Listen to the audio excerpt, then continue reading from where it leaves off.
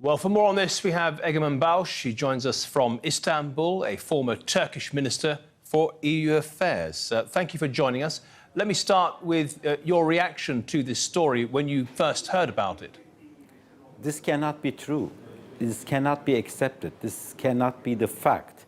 I really do not understand how an organization like United Nations is making deals, signing documents with well-known terrorists who's being looked for with the red bulletin of Interpol, the most important security establishment of the world.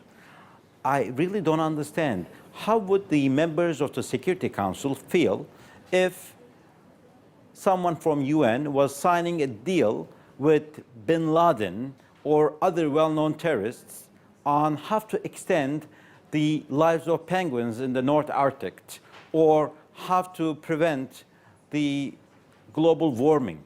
This is so illogical. This is adding insult to the injury.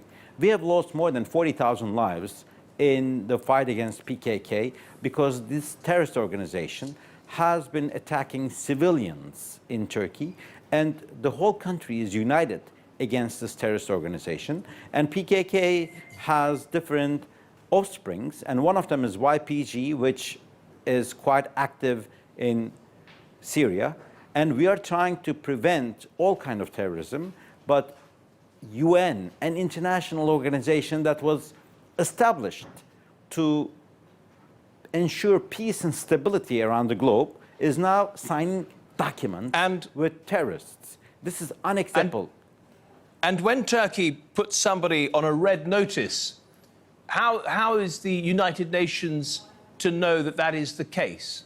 Well, first of all, it's not only Turkey putting on the red notice, it's also Interpol that accepted Turkey's application and released this information to all members, to all governments, all members of UN. So all they had to do is use Google to search the name, who they were dealing with, and they would find out that they were dealing with a well-known terrorist who is responsible for so many innocent lives.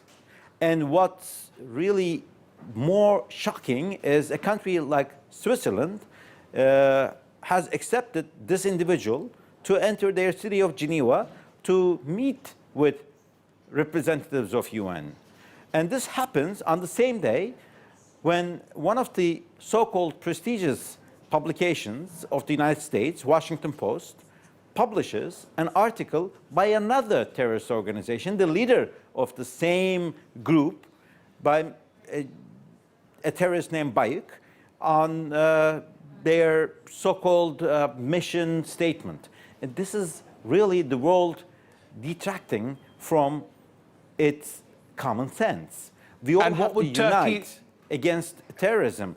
Terrorism is not a phenomenon that any nation or any country or any government can deal on its own. Terrorism does not discriminate when they kill, so the fight against terrorism should not discriminate either. We all have to unite against all types of terrorism. There cannot be good terrorists or bad terrorists depending on the nation. And what would Turkey like to see happen now to Şahin? Well, first, that individual is a terrorist, is a criminal, so he has to be located and prosecuted. Secondly, the UN has to issue an international apology, not only to Turkey, but to the world order, because they have done something against their very mission. Egemen Bagis, thank you very much for joining us on TRT1. Thank you for having me.